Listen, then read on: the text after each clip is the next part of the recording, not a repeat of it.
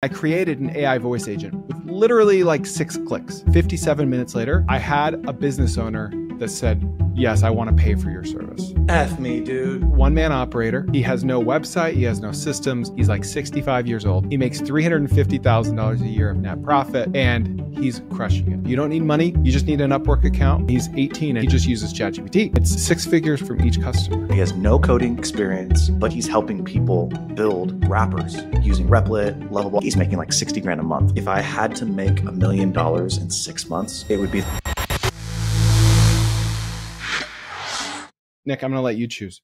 Do we want to talk about fastest to 10K a month in 6 months, fastest to $1 million in the bank in 6 months, fastest to $1 million valuation, revenue? What do we want to do here? I'd say like the fastest to $1 million business in 6 months. All right. Number one idea. I love this idea 8 years ago. I love it just as much today. I talked about this idea loosely on the pod before, but not much in depth. So RV rentals. Okay. Ooh. Most people don't understand that you can finance an RV for 20 to 30 years because it also counts as a home. I'm not saying you should. I'm not saying it's a good idea, but the interest rates are not crazy. And it means that your monthly payment is like $200 to $300. Okay? But you're not saying that.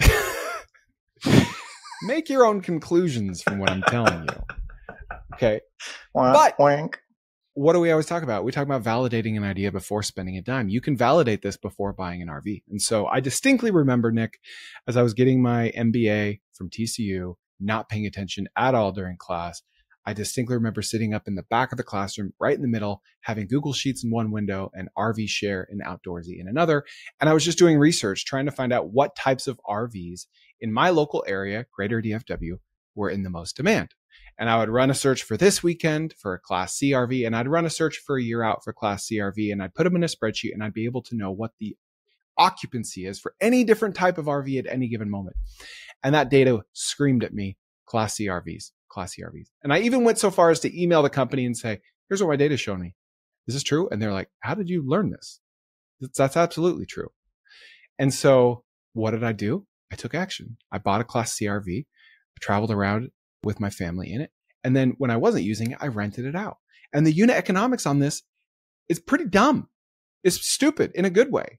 You can finance an RV, like a $35,000, $40,000 Class C RV, which is a motorhome. You got the motor in the front and the home in the back, and your payment's going to be a couple $100, and you could rent it out for, depending on the market, like $200 to $500 a night. So like literally your monthly payment is paid for on 1 or 2 nights of renting it out. And it scales.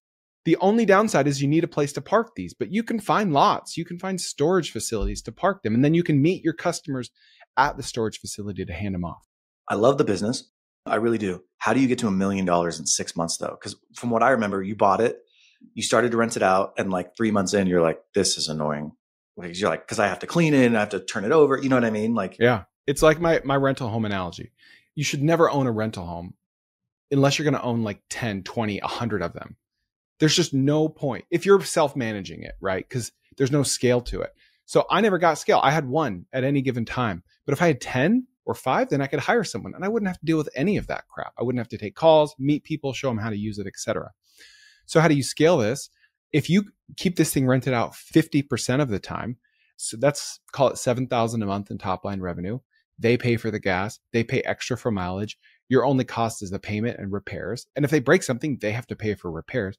So let's say $5K a month in profit. If you're self-managing it, net income, no employees, 10 of those would be $50K a month. Well, and we're trying to get to 25, right? Because 25 was that number of $300,000. So 5 RVs. So 5 RVs. That's not... Your other cost would be parking it, right? Because most people have HOAs. They don't have enough space in their yard. And so you're looking at like $150 a month per RV to store it. So $1,000 a month for 5 RVs. And you can manage that yourself. Let's say 10 RVs. Can you finance all 10 of those? How hard would it be to get 10 RVs? You can do it. You're probably not going to do it with the same bank. You probably have to bounce around banks. But if you're making your payments, it's feasible. I had the best luck with credit unions. You're like, you probably could do it. You probably have to like change banks, change name, change your identity, social security number. Just hop on the dark web, download the Onion browser. You can do it. Make it happen, dude. All right. No, but you can do it. Okay. I like that one. Here we go. You ready for mine? Yep. Gun to my head. I have to make, $1 million of value in the next 6 months. Do you know who Billy Howell is? Oh, yeah. He was on the pod. That dude's an animal. He has no coding, no experience being technical, but he's spun up an agency now where he's helping people build effectively wrappers using Replit, Lovable. I think Replit's his drug of choice, so to speak. But he's developing software now, and he's created this company. But because he put a bunch of time and effort and energy into it, I think he's making like 60 grand a month. I can't remember exactly what his unit economics are, but like he's doing well. So for me, what I would do a 30 for 30 challenge, 30 wrappers in 30 days. I would just give myself 30 days to learn how to build in Replit. And that's it. It's like, so every day what I would do is I would identify a problem or a pain point, and I would just build a wrapper around it. It doesn't matter how good it is or how bad it is. I would just build a wrapper around it. And then at the end of 30 days, I've got 30 wrappers worth of experience. Some of them might even be good. Maybe I can productize those. But then I would really do the research and the work of like, okay, which of these wrappers that I did had the coolest pain point? Mm-hmm. And I would go hard in building out one or two of those, and then either placing it on the App Store or finding local businesses with that pain point and selling into them as a SaaS product. I already know this is going to be one of the best episodes we've ever recorded. I'm just going to call it right now. We're 11 minutes into this. That's a good one, Nick. That's a good one. Episode 150, by the way. Billy Howell, I interviewed him. The thing is, I would bet most people listening to this probably know like 60 to 80% as much as Billy. Not to downplay anything he does. You got to go out and find customers. That's the real hard part. You got to operationalize it, systematize it. But like, he's not a coder. He has no coding background. He's just messing around with these vibe coding apps more than the average bear. Well, and the crazy thing, he just had a LinkedIn post, I think it was, or something on Twitter where he live coded an app on stage at some conference and was like, it worked. And he created the automations for it, et cetera. The thing that's, I think, special about Billy, or at least different about Billy, is all of us have built these and we've gotten like 90% of the way there. And then the last 10% was like, I don't know how to figure this out. He actually put the time in and figured it out himself. You and I have never done that. We've hired people to finish. I finished. Oh, go ahead. Yeah, I finished. You have? Yeah, I was going to say, like, I've been saying for months, like, that last mile is really hard. It's gotten a lot easier. And I've finished 2 projects now, and I was actually surprised, like, how much better the experience has gotten. So, but is it still the hardest part? Is the last mile still the hardest part? Oh, yeah. Okay. But that's what I think is special about him, is he's like, okay, I figured this out. And now he's doing it for other people. He's built an agency around building it for other people. Interesting. That's a good one. I like that. Thank you, my boy. You could spend 30 days learning, 30 days building, 30 days marketing, just running tests for those 30. I would do it 30 days building and then 30 days learning and then 30 days marketing. I just feel like you're only going to learn how to do it by building. And then you can be doing research after of like, okay, which industries do I want to focus on? That's me, because I'm in the paralysis by analysis type. So it's like, I just got to get going. Otherwise, I'm just going to be like, well, did I optimize this plan the best? And should I do this first or should I do this second? Maybe for you, it's the other way, but that I'm the guy that contradicts himself, because on this podcast a week or two ago, I used an analogy of learning Hungarian in the MTC, feeling like an expert, going to Hungary with you as my trainer, not knowing any Hungarian, but actually learning it really fast while I was failing on the job, right? So yeah. I absolutely agree with you. Learn by building. What did your trainer do to make you learn Hungarian so fast? What happened? I don't talk about it. Trial by fire. Piss me off all the time. All right. Moving on. You got to keep me in a good mood. Okay. I think you're going to like this idea. So I think that you and I collectively have like 13 friends that own offshore staffing agencies. Yes. It's ridiculous. So here's how this works. I make you free videos. I actually know what I'm talking about. And if you implement what I talk about, you'll make a lot more money and have a better life. And all I ask for in return is that you hit the subscribe button and maybe even the notification bell, just like that. Thank you. In the staffing world, you got 2 models. You can hold their hand and provide someone and manage them over time and mark up their rate, call it 100%. You're paying a virtual assistant in the Philippines $1,200 a month. You're charging your client $2,500 a month. You're managing payroll and all that. That's good because it's recurring. It's just more hand holding. You got to do work up front to find them, and then you got to do less work ongoing to manage them. The other model is to find someone awesome, place them for 35% of their first year's salary. Am I right? That's which is exactly nice right. Because you get paid up front and you wash your hands of it. It's kind of like the grandma that takes the grandkids and says, all right, take them back, right? You just get your money, you get to move on. But it's not recurring, okay? I think that model has been a thing for 5+ years. I think it's going to be a thing for the next 5 to 10+ years. I think it literally can be as simple as going to Upwork, finding them on Upwork, hopping on a Zoom with them, vetting them, qualifying them, seeing how well they're trained on AI. I think that's a non-negotiable here. They have to be AI native, AI trained, even if it's just ChatGPT, and then placing them. So now how do you do this quickly? I think you just start sliding into the DMs of hiring managers at big companies that need to hire 10 to 100 people overseas, and you charge 20 to 35% of their first year's salary. And so you place enough people, you get to that number pretty quickly. Yeah. Okay. So like the two models in staffing are headhunting. So that's like recruiting, placing, getting a fee. And then there's staffing, which you're actually managing it. You're saying to do the headhunting. Mm-hmm. Yeah. Go find people and place them. So there won't be a recurring aspect to it, but that's okay. Well, that's the thing. If I'm trying to make $1 million in 6 months, I don't care about recurring. I care about right now. So that's absolutely where I would focus. I would probably piggyback. I would like try to find somebody who I knew that had a good network and be like, hey, can I just hire somebody for you to at least get started? Yeah. Test it out. And then obviously do a really good job and sell into them. Maybe find like a small business owner that's already selling like software or something to hiring managers. And he just has like a big CRM of hiring managers. And it's like, listen, dude, I have a $4,000 ticket product. That's the average 30% salary from my average placement. I'm going to give you 10, 20% of that for everyone you refer. $400 to $800 checks just for making introductions. And if they place 10 people, I'll give you a $4,000 check. Okay. Building on that, you know what else I would do? Don't reinvent the wheel. Just copy what's already working. It's annoying. Okay. I know it's annoying, but how many times have you been looking for someone to fill a role, or you post for a job and somebody applies to it and they apply to it and it's not really them? It's like a VA or it's an agency. It's like, oh, I can fill this for you with my agency, right? I would probably do that. I would probably either post. No, I wouldn't post that I'm looking for a job. I would go and apply to a bunch of jobs. And I could probably automate that application process. And yeah, I'm going to get a lot of people who are pissed off about it. And just be an agency? I just be, hey, oh, you're looking for that? Yep, I got somebody for you. And then you do the work on the back end to go find them and fill it. Yeah. Dude, I've said it a million times and I'll say it another million times. There's a lot of money to be made by just sitting on either Facebook Marketplace or Upwork all day, every day, and just hunting for deals and opportunities, either as an Upwork freelancer or an Upwork employer. There's just so many ideas coming across the feed and business ideas, and like, there's just a lot of money to be made.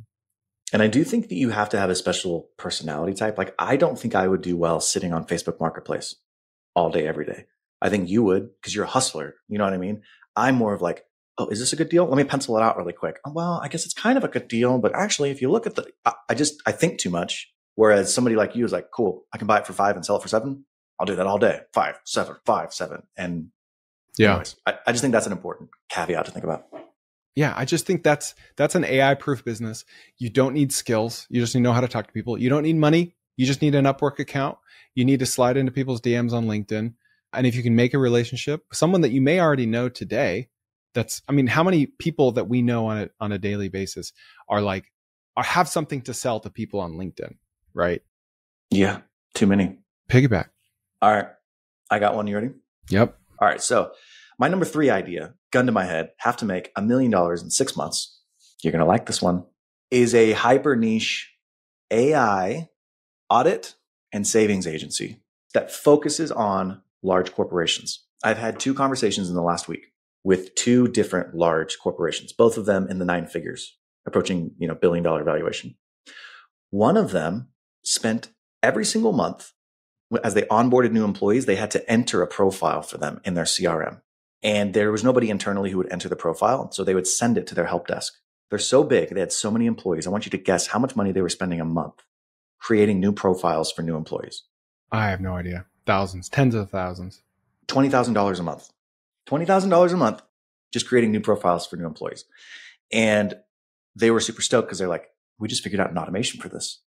And starting next month, we're going to be saving like 17 grand a month, because now it just ties in with their HR system, creates a profile, and it's done. Right? You're like, where's that 3 grand going? What Well, about, they explained it. For purposes of this story, I'll should just 20,000. yeah. Cool. They saved $20,000 a month.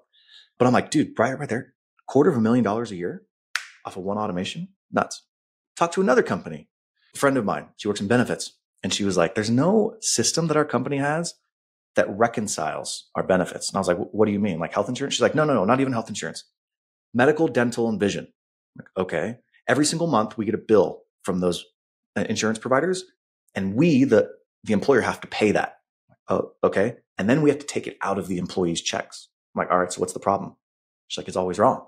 We might not have taken the right amount out of the employee's check, or the insurance company might have billed us for an employee that we terminated 2 months ago. She's like, I just found somebody who's been on for 12 months. Another friend of mine, just like a quick aside, is an accountant. And he's like, yeah, I just found somebody who was fired 12 months ago that still had access to their credit card. Right. So there's a lot of these inefficiencies. And that friend of mine who's in benefits, it's like $5,000 a month that they find. And they've been doing this for 7 years. They just started actually auditing it. So I know 5,000 doesn't sound like a lot, $60,000 a year as a full-time employee, but I think that if you have a specialized skill set, let's say you're an accountant, let's say you work in payroll, let's say you are in IT and you understand a specific thing, and you know the pain points in large organizations, I would create just very clean and clear plug and play. I will help you with this audit and automation process to show you how much you're spending and losing and how much I can save you by implementing this process. And then I would target people in that niche industry by just sending them my calculator, just to have them see what it is. And that's what I would do. I would target large corporations because I need to get big clients in order to get to that like $1 million run rate. Are you charging a percentage of what you save them? That's what I would propose. So there's like two options. I would propose like, hey, 50% of what I save you in the first year, you pay me. And then everything else after that, you keep. I think companies get squeamish at that, which is kind of annoying. Then what I would do is I would probably just price it out to effectively get to that same number, but not tell them that that's what I'm doing. You know what I mean? Yeah. Customers, they want to know like what they're paying every month. So if your savings fluctuates, they don't want to get hit with this huge bill, even if it's a net win for them, right? Right. So something predictable that they can wrap their mind around is usually the better pricing model. I know a guy, Benoit. He's Swiss. Okay. Oh. 18 years old. His whole business is sliding into DMs of executives at Fortune 100 companies in Switzerland and saying like, hey, I can use AI to save your company money. If I can't, I will donate $1,000 to the charity of your choice. When can I come talk to you? He does not hop on Zooms with people. This is what he's doing. And he's 18 and he's crushing it. And he doesn't have like corporate experience. He doesn't like know traditionally what corporations struggle with. He just uses ChatGPT, right? Dude. And he goes and he only pitches in person, and he has like something like a 30 or 60, somewhere in there % close rate. And it's 6 figures worth of value from each customer. He's just saving them money with AI. Close rate. That's insane. He's in person. He's there and he's young and they like him. And so, yeah, there's absolutely a market for that. All right. Well, that was my idea number 3. What do you got next? I love the diversity of these ideas. There's really no pattern to them. So I like this one. Are you ready? Yeah. Okay. There's a lot of newsletters out there, right? Newsletters are becoming more and more popular. You've got Substack, Beehive, all of the newsletter companies, Kit. Most newsletter operators, statistically, will burn out, usually sooner rather than later. Just like most podcasters burn out, it's hard to create content over a long period of time. We've launched a newsletter that we burned out on. Okay? We get it. What? But what happens when you have a newsletter operator that's burned out? He's completely moved on from it. Maybe it's only been a month, a week, a year. And then someone emails them one day and says, I want to buy your newsletter. They could pay basically whatever they want because those emails are gone in their head. I don't remember where or when, but I recently talked to a guy that this was his whole strategy. He would just buy up dormant newsletters in the same kind of niche and just aggregate them, throw them all together. And then he could sell ads for these newsletters at scale. They were all free, no paid newsletters, all based on a CPM basis. So my idea is come in and buy small newsletters. Like we're talking 3,000 to 30,000 subscribers each in the same general niche. Maybe they're AI newsletters, finance newsletters, business, marketing, sports, entertainment, doesn't matter. You can find them by going to Beehive, by going to Kit, by going to Substack, where they have public directories of all these newsletters, especially if you want to like do a boost. You can go see, I want to exchange recommendations with this guy. They're all publicly listed. just go start clicking into them. You could use ChatGPT Agent, Operator. You could use Manus, Perplexity, Comet for this to automate it to say, I want you to make a spreadsheet of every single newsletter that has not sent an email in at least a month. Boom. And then you just start reaching out and say, listen, today I can give you 10 cents per subscriber. But if X, Y, or Z happen, I'll give you $1 per subscriber at a certain point in the future. So you can either aggregate all these together, you can start finding sponsors, or you can just start emailing all of them together, reach some scale, and then sell all. You're just rolling up tiny newsletters in the same niche. You could just sell it 6 months later. Okay, give us an idea of what the unit economics are for newsletters, just so people understand. So newsletter ads are sold on a CPM basis, cost per mil, cost per 1,000 people that open it, not on the list, but people that open the newsletter. So if I have a 10,000 subscriber newsletter, I have a 50% open rate. That's 5,000 eyeballs, 5,000 people on my newsletter every week. Let's say if it's a weekly newsletter. Yep. A good, decent, like a conservative CPM is $30 per 1,000 views. So that's 5 times 30, $150. So that means you can make $150 every time you hit send on that newsletter. Let's say it's weekly, every week. So $600 a month. Yep. Oh, and that gave me another idea. Thank you. That doesn't include affiliate links or 1% of those people opting into a $10 a month paid newsletter with extra features. So that's the opportunity, is in ad sales. But here's a bigger opportunity, Nick. Are you ready? I just thought of this on the fly. I have an idea that It could be the same thing. It could be the same thing. Let's say it on 3. 1, 2, 3. You aggregate a bunch of weekly newsletters, whether they're dormant or active, and you turn them into daily newsletters. And your revenue goes from X per week to 5X per week. Does that make sense? Yeah, totally makes sense. It doesn't scale perfectly. You still have to find the sponsors to agree to it. You know, maybe you can charge $50 CPM if it's daily and only 30 if it's weekly because there's more scale. But net of net, that's another opportunity. Dude, so here's the idea that I was thinking of. What if you targeted a vertical, home services or a city, and you're like, I'm just going to reach out to every dormant newsletter in that vertical or city or demographic or whatever. You're offering pennies on the dollar. So you're just getting subscribers that are being added to your list. And then on the back end, you partner with an existing agency. So it's almost like you're playing a broker, and you partner with an existing marketing agency and you're like, hey, I'll sell you this massive list of people that are exactly in your space and the perfect type of ideal customer. And I walk away. So, because in your model, I've got to then run the newsletter. I'm not saying it's hard. It's just, there's more operation. You have to actually do work. Yeah. Yeah, exactly. Yeah. In this model, it's like, no, you just buy up the list and then you just sell the leads. So you're probably getting a lower value, but you could probably do a lot more volume if you're just very specific on where you're targeting. Yeah.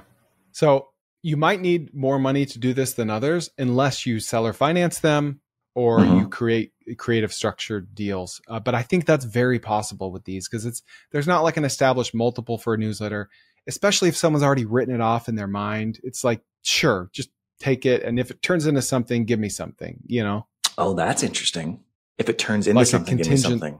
You could buy it on contingency almost. Mm-hmm. Like a seller finance deal. Yeah, I can't pay you right now, but I'll give you X percentage of whatever the cash flows are that come in. Yeah. What do they have to lose? I'm going to start to monetize it. I'm going to go out, hustle and find sponsors. I'll give you 50 cents on the dollar of every sponsor I find. And you're going to be a subscriber. You're going to see if there's sponsors in there. You don't have to, keep me honest. Can you target on like Beehive and Kit? By industry? Just by industry, not by geography? I think it depends on the platform. Certainly by industry and size. I don't know about geography. That's going to be harder. Okay. That's interesting. I especially love industries where you can find your sponsors in your newsletter. Like if it were a marketing newsletter, there's probably executives in there that would like to sponsor the newsletter. Whereas if you had like an art or an entertainment newsletter, that'd be harder to just email everyone and say, anyone want to sponsor this? I like that one. That would be a really cool one. Because I would bet that those asset values are still undervalued compared to other lists. We already know that marketing, like the CPMs there's an arbitrage there in the ability to reach individuals. So why would the assets not also be undervalued? Amen. I'm sorry.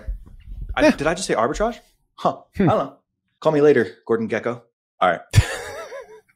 Here's my gun to the head, number 2 favorite idea to make $1 million in 6 months. we've talked about this a number of times. Small businesses are overwhelmed. They don't really know what to do with AI, but they want results, right? They don't care about like dashboards. So number 3, I would start an AI automation agency.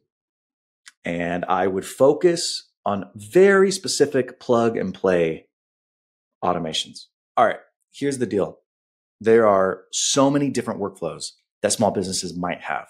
So what I would do is I would do some research and I would just pick one. But Nick, how would you do the research? Well, I'm glad you asked. I go through the paid method.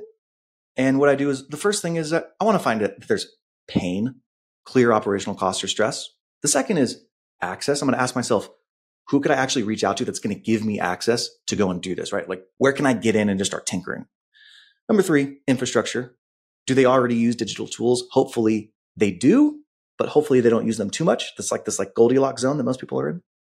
And then the next one is dollar savings, right? Like, I want to see real savings. But basically, you're looking for hero workflows. And these are what hero workflows are. They're high impact and they're low complexity, but they feel like freaking magic. So they save time, they capture missed revenue, they're easy to explain, they're fast to install, and there's like a clear before and after win. So here's like an example: automating missed call follow-up texts for any home services company, and you recover 15% of leads. And so you identify this.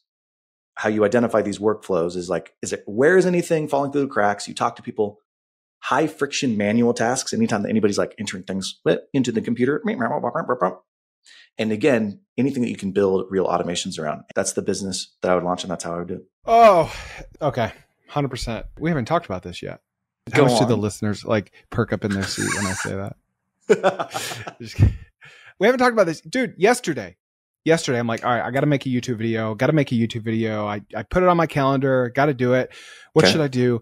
I'm going to make an AI automation agency and I'm going to live stream it. Not live stream it, but I'm going to just record my screen and just record all of it. Okay. Oh, okay. And so this is what I did. Yeah. I'm going to publish it like today on YouTube. I don't know, but it might be out by the time this comes out. Maybe not. Here's what I did. Went and logged into my high level account. I clicked on AI employee, which is a new feature they have. And I recorded my screen and I created an AI voice agent with literally like 6 clicks. Okay. In like 3 minutes and 6 clicks, I created an AI on voice high agent. level. On high level. Sweet. Yeah. And it was for a garage door repair business. And I just used ChatGPT to make a knowledge base that said, you know, you are a 24/7 answering service for a garage door repair company, because I chose that industry because it's higher ticket, $500 to $3,000 per job. And it's something that might get after hours calls. You're trying to go somewhere at 10 p.m., garage won't open, you need help. Okay. Yep. I thought like plumbing, HVAC, electrical, those are kind of saturated with private equity. They might already have stuff like this, whereas no one's looking at garage doors. So that's so funny. After hours calls was like one of the main things that I've picked after talking to many entrepreneurs. Dude, really? Yeah. Good, yeah. Because I just kind of guessed at that one. It's a great one, because what happens to those calls? What happens to those leads? Who follows up with them? If they don't get an answer right then, they're going to call the next guy, right? Like, it's a no-brainer. Quick question. What if there were a private community out there of people that were building businesses based on this podcast? Well, I just made it. And it's only for business starters and business builders. It's called TK Owners. And it's basically like having me and 100 other business geniuses as your business partner, but you give them 0% equity. Also, there's going to be exclusive new trends, growth hacks, business ideas, and a database of everything I've ever talked about. You'll find thousands of startup case studies. You'll have weekly Ask Me Anythings with me while I'll answer your questions directly. You'll be in my Slack channel where I'm hanging out every week and helping members one-on-one. We've got exclusive guest speakers, including some names that you'll recognize. And if you're building something cool, I'll introduce you to anyone you need. TK Owners is the fastest way to plug into a smart, ambitious group of builders and accountability partners that are sharing wins without the fluff. And it's $99 a month, about the cost of an energy drink per day. You can join now at tkowners.com, link in the show notes. It's also something that the vast majority of business owners aren't doing. They're not picking up their phone after hours or ever. I scraped every garage door repair company in DFW. I texted them and I showed my watch at the start of the video, and it was 9:41 in the morning.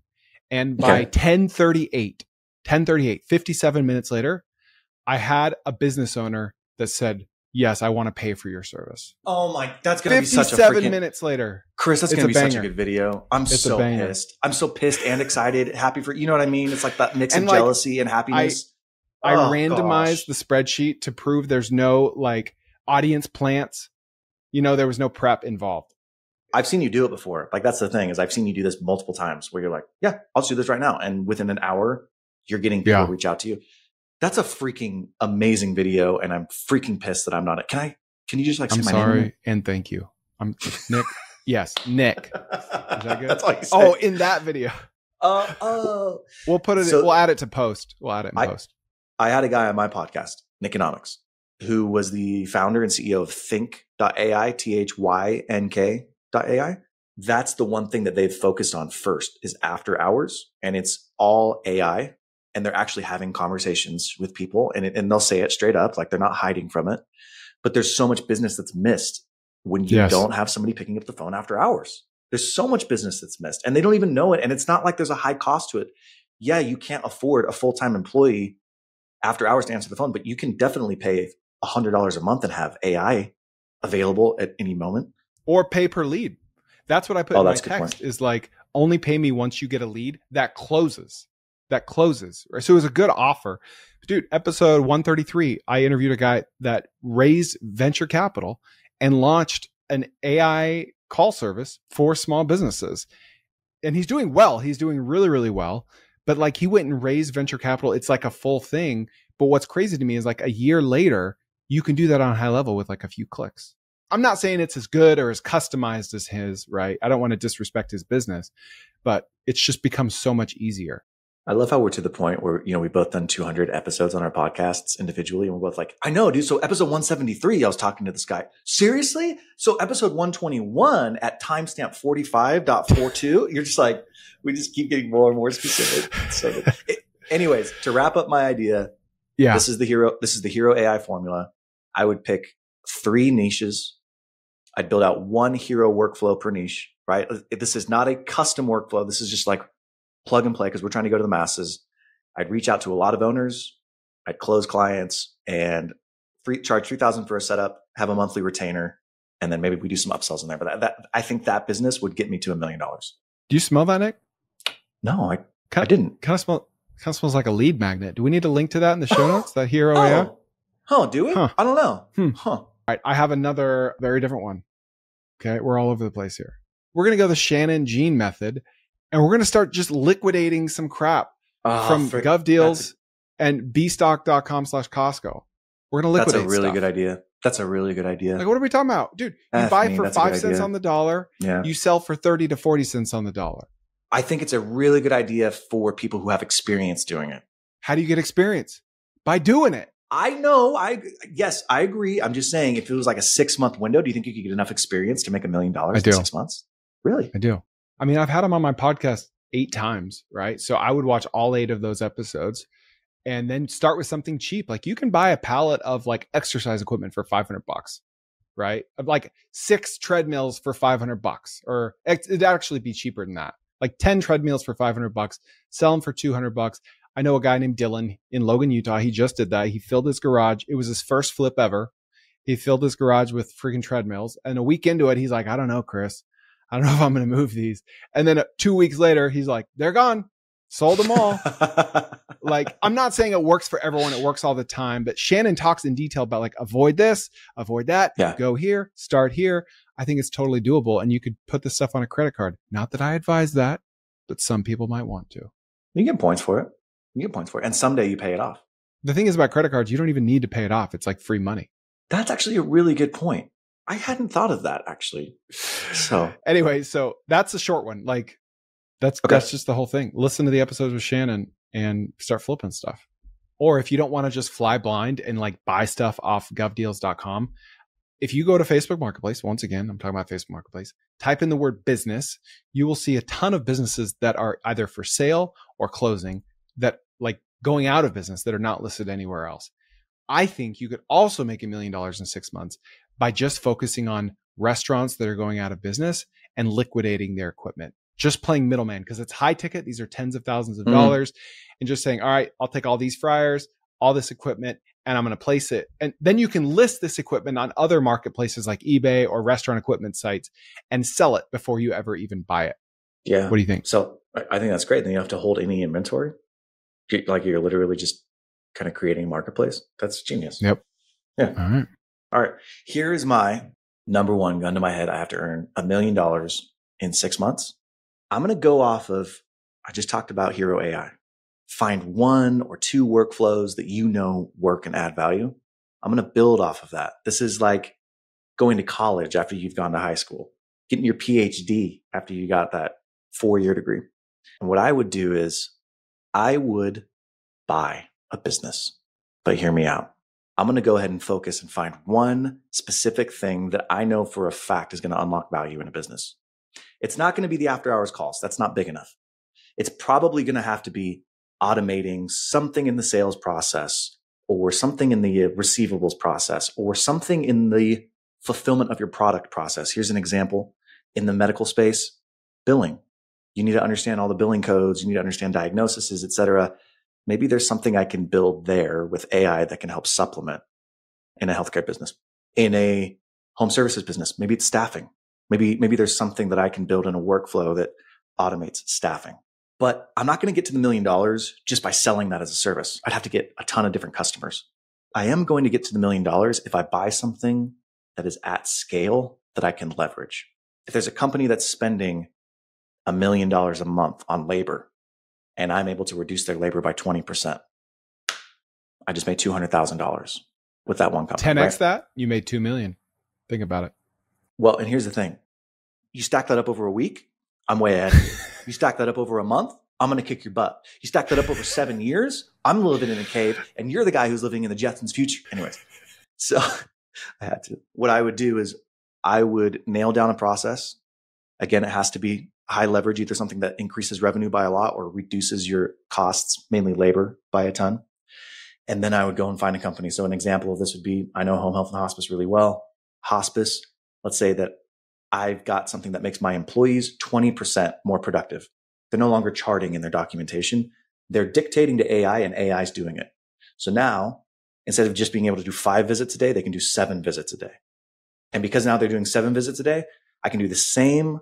I can have the same staff and grow my revenue on the top side from $5 million to $7 million. And I don't add one piece of staffing. And so I've just increased my bottom line by $1 million a year. Now, the risk of that is I have to go bigger, right? This isn't just like start an agency and you're going to find some customers. Like I have to go buy a business. But if you actually have a skill set, you know an industry and you can identify a workflow and then go buy a business, day one, you're going to walk into equity value. And that's what I would do to make $1 million in 6 months. And I honestly think I could do it. It's asymmetric information that you have. Yeah. And you're just implementing that post-purchase. 100%. Can I add on to that? Are you going to up-level this? I don't know. We'll let the audience decide. Are you going to steel man it? I hate that phrase.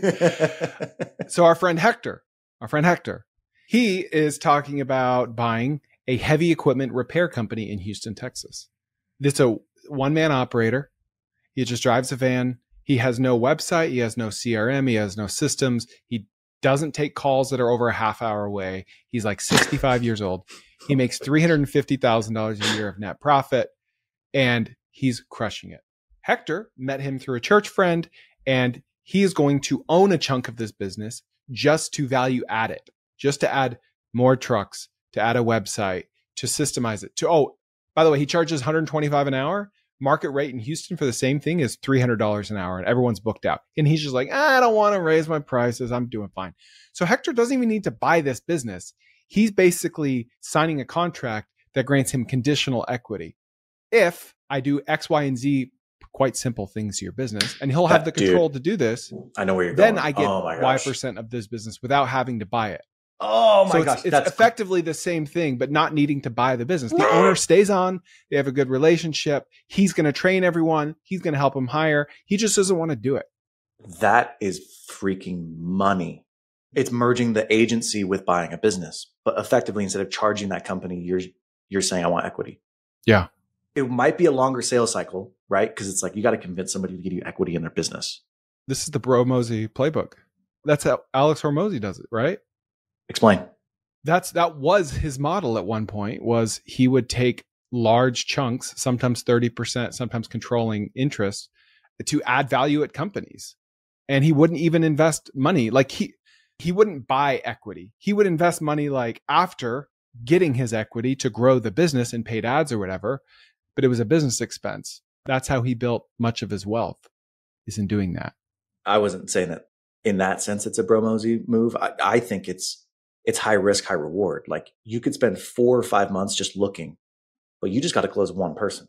I don't have to go and close 50 people at $50,000 a month or whatever the number is, right? Like I just got to close one person who's willing to partner with me, and boom, I made $1 million in 6 months. I really like that idea. It's usually going to be like a friend or a family or a friend of a friend of a family member, right? That's where the trust can come from. It's kind of hard just starting cold, you know? Yeah, it has to be. You have to like, that's why it's like the highest risk, but I also think it's the highest reward. Yeah. Because you're not only going and betting everything into equity on your performance, but you're also like risking reputation with people that you know and trust and like. Yeah. All right. So over the summer, we went to Island Park. We had an episode while I was in Island Park, Idaho. And guess what? Island Park has on the north side of town, it's a very narrow strip of land, if you will, north to south. On the north side of town, you got a few acres. They've got really nice glamping sites, $200 to $300 a night to stay in a glamping tent. There's a bunch of them on the same property, and they stay pretty much booked. On the south side of town, you got nothing. You got no glamping. Okay. So the universe threw me a bone. And around the same time I'm noticing this, our boy Shannon texts me. And he's like, hey, I got a deal on some glamping sites that are like 90% off. These are like $15,000 glamping sites. They're like $1,500. He's like, are you interested? Any other point in my life, I'm not interested. I love how Shannon's like the shady guy in New York City who just walks around like, hey, watches, fake IDs. And he's like opens his trench coat up, selling stuff on the street. So he's like, hey, do you want to buy some glamping tents? And it's like, any other time it's like, no, but it's like, maybe. So I start looking at land. Oh. You can buy land, beautiful scenic land in Island Park for, call it 150, 200 an acre, right? Okay. Or like 5 acres for $500,000. Okay. Oh, you're going full Sanchez. You can stop. Don't ever say that again. You can also buy like because the only real roadblock to this is a bathroom. You need a bathroom. You can buy like bathrooms on a trailer, or like bathrooms that are delivered on a trailer that you put down on the ground on a slab, a cement slab, which you're going to pay about $6 a foot for. And then you put in some septic for about $20,000, lay the septic, put in a bathroom, buy glamping tents, list them on Airbnb one at a time. You buy one tent, get it fully occupied, buy another one, get it fully occupied, on and so forth. And it's kind of like the RV rental model, except with glamping sites in markets that don't have enough glamping sites. Well, how do I test it? Well, you do exactly what I did for RVs. You go search for glamping on Airbnb. You look for this weekend. You look for a year out. You see which markets have more demand than supply. And that's where you buy in. How do I afford all this land? $500,000 is a lot of money. You sell or finance, or you do a lease purchase on raw land, which you can do. My friend in Canada did it with portable storage. He went and said, I'll pay you $3,000 a month for this acreage. In a year, I want the option to buy it. Sure. Sounds good. So then he spent the next year putting portable self-storage on the property. It crushed. He got fully occupied. Now that property was worth a lot of money because he put a business on it. Then he executed his option to buy it only after he had validated the business. Do the same thing with Glamping Go. Did you take a breath?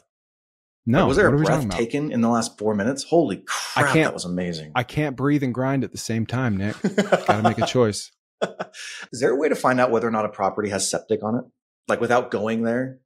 There could be like a database or something, but nothing. No, it's hard. I love the idea. Dude, we know this. We looked at it when we tried to get something on our RV park.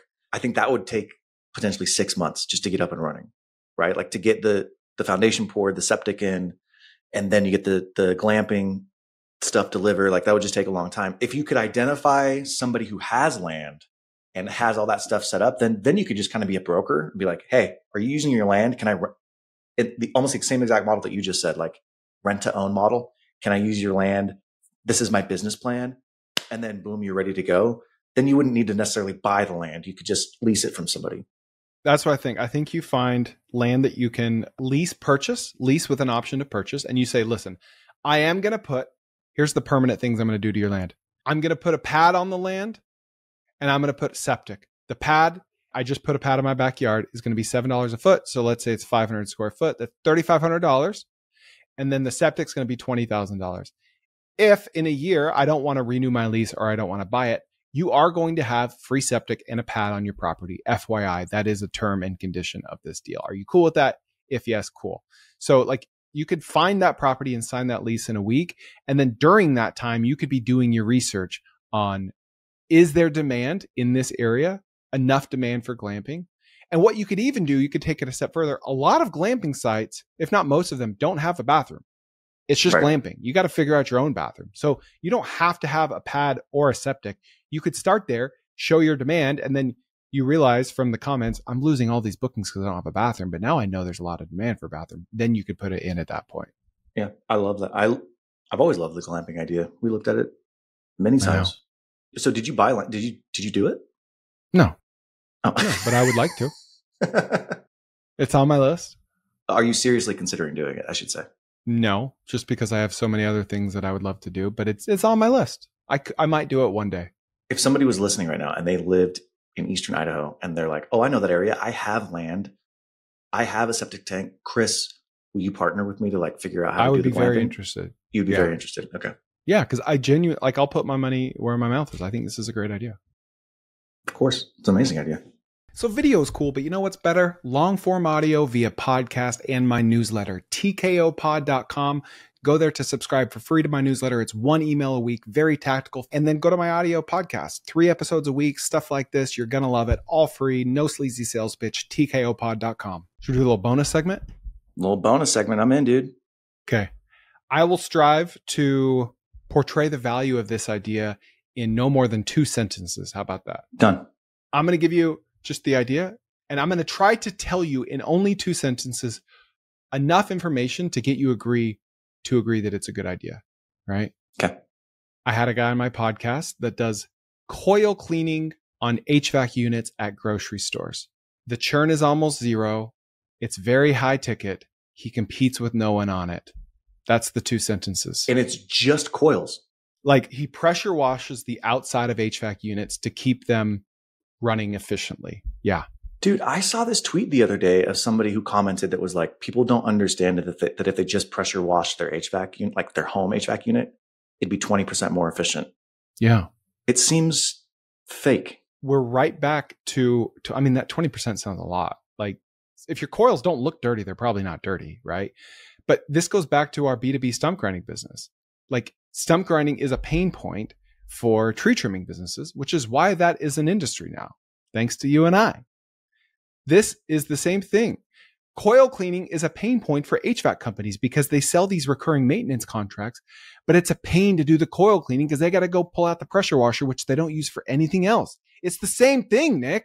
So if you specialize in only pressure washing, coil cleaning, and he said he does gas stations, he says, but grocery stores are his best and biggest customers, and they never leave. He never churned. He said he's literally never lost a grocery store customer. So if you were to only do that and specialize in that, I think pretty quickly you could build up a good book of recurring revenue. Why would the grocery store cancel? Like at that point, it's like, what are they paying him? What do they pay him? I don't remember. Okay, let's say $500 per month, per quarter. It's a month. Yeah. Yeah, dude. Something like that. It's a rounding error. I don't even look at that number. I mean, that's the same type of idea as the AI stuff that I brought up, right? It's like find one niche workflow and you can implement it. That's just like find one niche cleaning thing or like one niche maintenance thing at a big grocery store or factory or whatever. Yeah. And you could probably build a recurring business around that. Yeah. Find the pain point that nobody really wants to do, but they have to do and unbundle it. Do you remember when we talked about Bingo Loco? Si, senor. So my wife went to it and we're going to it again in Dallas, and they make like $20,000 to $30,000 a night. And they could travel around the country. All they do is Instagram ads, and they just do bingo in the cramped hall. And then they sell food and alcohol, and they sell bingo cards, and people have a blast and they all post about it. And it's just a beautiful business. I think someone needs to validate that concept with portable pickleball courts, where you just run Facebook ads to start before spending a dollar. You run targeted Facebook ads to 35 to 50-year-olds that enjoy pickleball in a geographical area. And you say, we're having a pickleball party in the Walmart parking lot or whatever.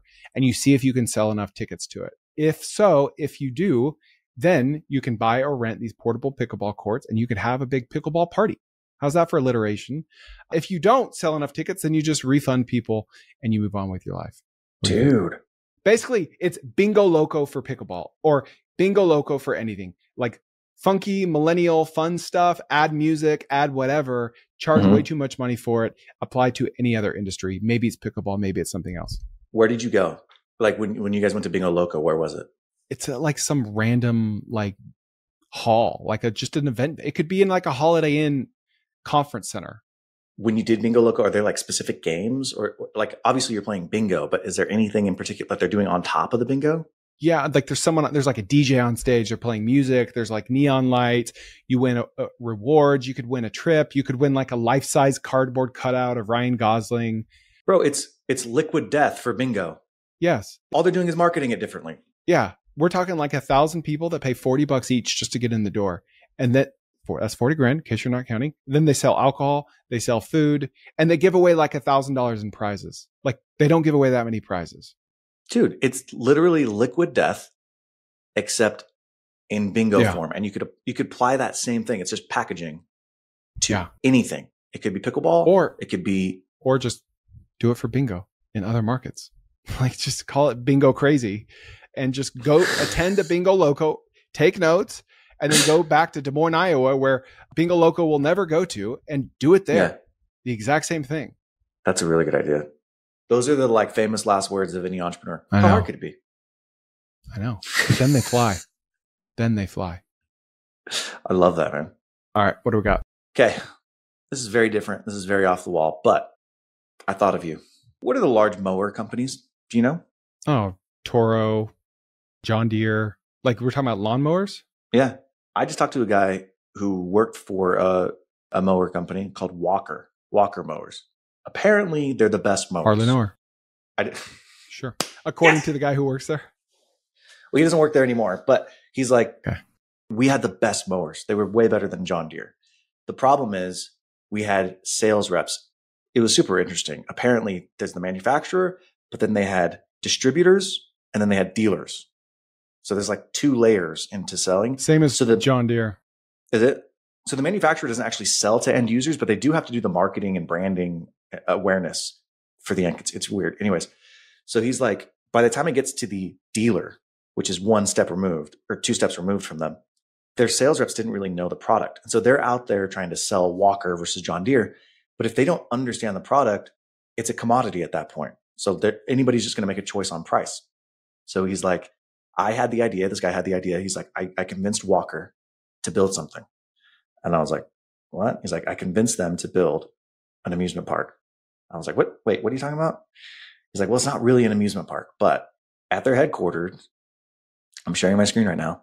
They built 3 acres, and you can't really see it with this 3 acres, but this 3 acres has 120 different features on it that showcase their mowers. So this right here, they call this Mount Walker. He's like, in each side of this has a different incline.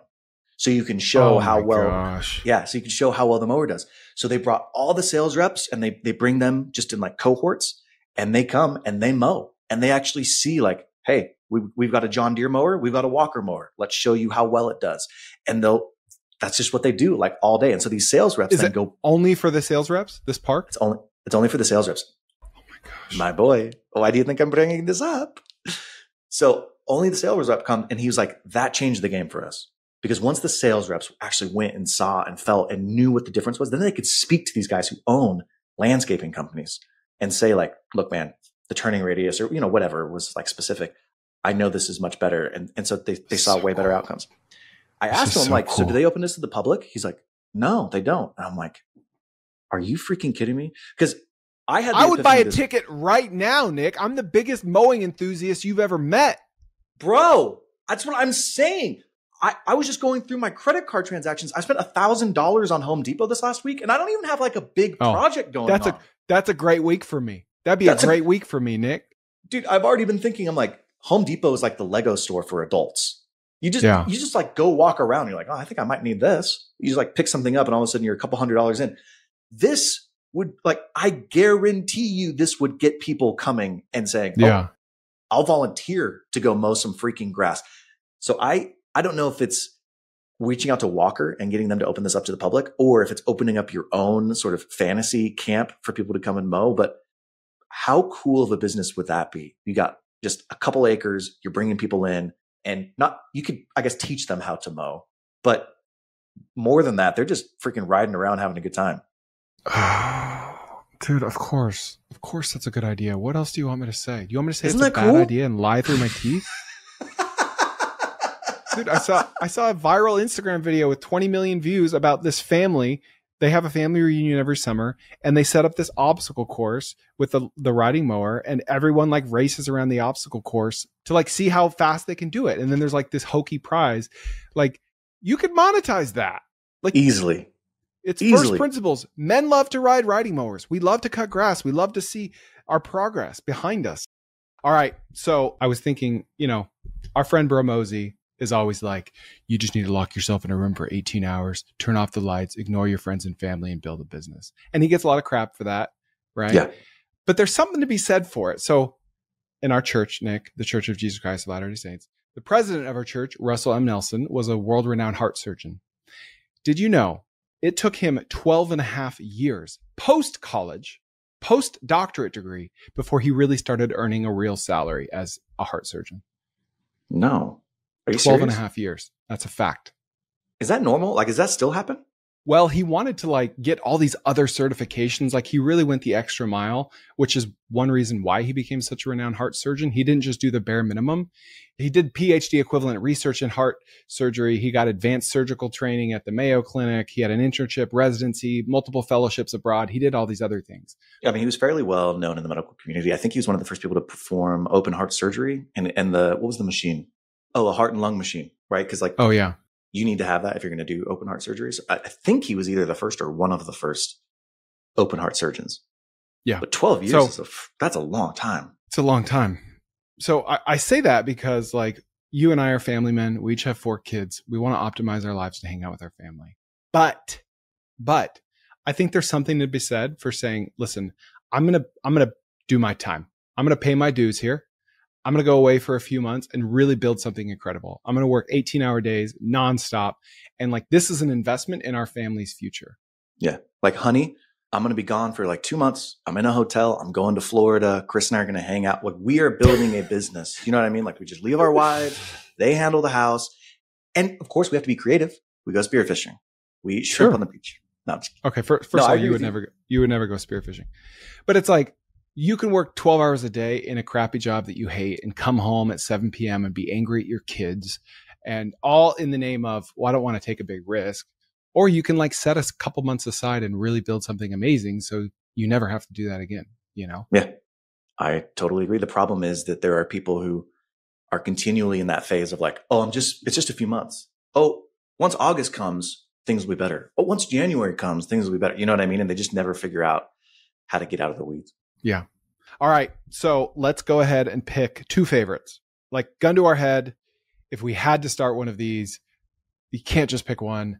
I'm going to pick 2. You pick 2. Why don't you go first? If I had to pick 2 to start and make $1 million in the next 6 months, my number 1 pick, I already said, would be buy a business and add value on day 1 through AI automation. I just think I know that really well. I could go and find a business and within the first week, have an additional $1 million to $2 million in value in a business. Number 2, dude, the liquidation idea, I think, is if I had to make $1 million in 6 months, it would be the liquidation idea. I have cash. I could buy more than enough volume in order to make enough money to make that $1 million. Space. You could store it on your own property. Yeah. It just seems like I'm sure if I called Shannon and was like, dude, I got to freaking make some money. Could you help me? Like, he would help me out. You know what I mean? Like, I just think that one would be such an easy one to execute. Those are great ones. And I'm glad you chose those because that means we will have no overlap. Okay. So Sweet. We got more surface area here. Okay. Nice. My 2 number 1s, my tied for number 1s are the RV rentals as a service. You could finance it My only drawback on that one is it is kind of location dependent. You might live in an area where people just don't need RVs. If so, your research will show you that. And it just means that you won't end up doing it. It doesn't mean you're going to fail. Your research will tell you not to do it. Net of net, I love that idea because I've done that idea. I know it can scale. It's hard when you have only one or two, but as you scale, you can hire people. You can have systems in place. Okay. Other tied for number one is your idea, AI automation for small businesses. There are 32 million small businesses in America alone. The vast majority of those have no employees and they're not answering their phone. If ever, they're definitely not answering after 5 p.m. I just think that is a blue ocean. In 10 years from now, it's still going to be early. It's still going to be a great opportunity. Business owners don't want to feel left behind. They have FOMO about AI, but they don't need AI. So they just want someone to help them with it. And it's a huge opportunity. That's a dude. Didn't hear you say it that way. I am a new number one. I do think if I didn't have the 6-month constraint, I think the RV rental would be my number one. Yeah.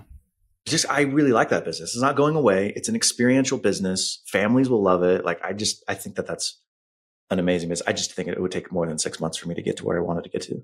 Yeah. Well, maybe you're not built different. I'm not, dude. I'm built the same as everybody You're else. built same. Built same. Built same. All right. What'd you think? Please share it with a friend and we'll see you next time on the Koerner Office.